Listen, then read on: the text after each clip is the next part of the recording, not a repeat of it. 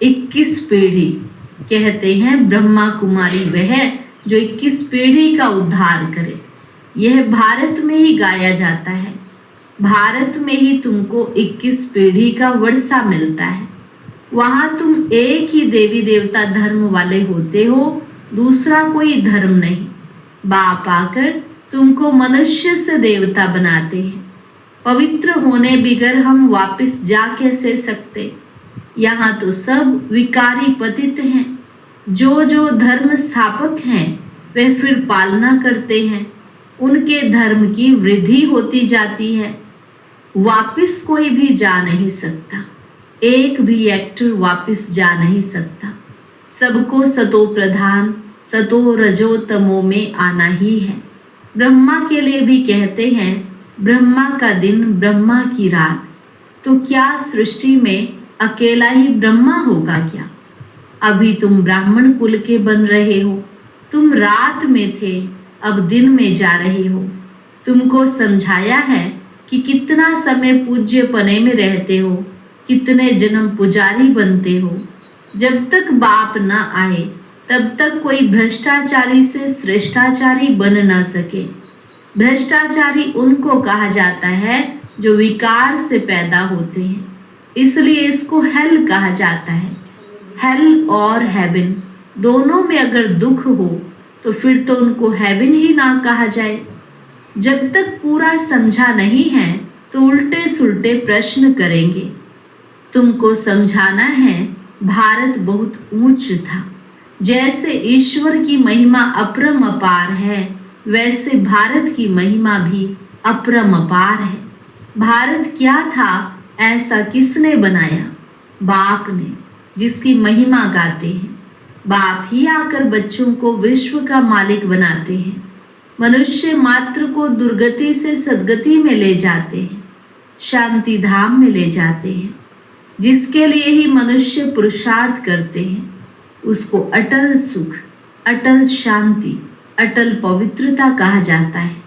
वहां तुम सुख में भी हो, शांति में भी हो और बाकी आत्माएं शांति में रहती हैं।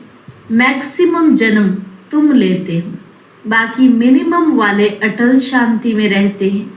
वह जैसे मच्छरों सदृश आए, एक आधा जन्म पार्ट बजाया। यह क्या? उनकी कोई वैल्यू नहीं। मच्छरों की क्या वैल्यू है? रात को जन्मते हैं, रात को ही मर जाते हैं। इस समय बहुत करके शांति ही चाहते हैं, क्योंकि इस समय के गुरु लोग हैं शांति में जाने वाले। तुम यहाँ आए हो स्वर्गवासी बनने के लिए।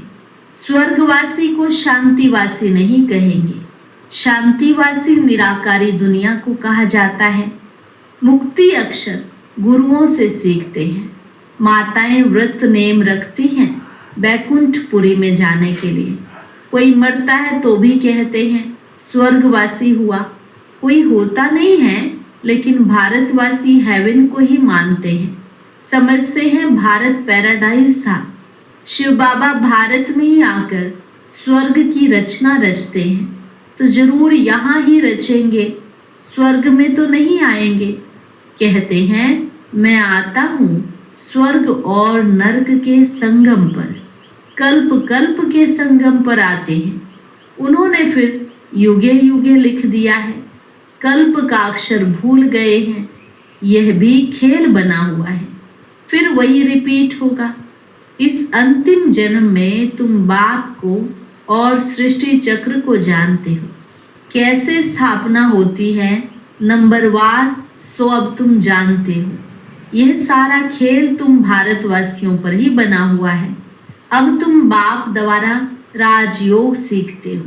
बाप की याद से ही राज्य पाते हो। चित्र भी खड़े हैं ना, यह सब चित्र किसने बनाए? इनको कोई गुरु गोसाई तो है नहीं। अगर कोई गुरु होता तो भी गुरु को एक शिष्य थोड़े ही होता, अनेक होते ना। यह नॉलेज सिवाय एक बाप के और कोई जान न सके। बहुत लोग पूछते हैं यह चित्र तुम्हारे दादा ने बनवाए हैं। यह तो बाप ने दिव्य दृष्टि से साक्षात्कार कराया है, बैकुंठ का भी साक्षात्कार कराया है।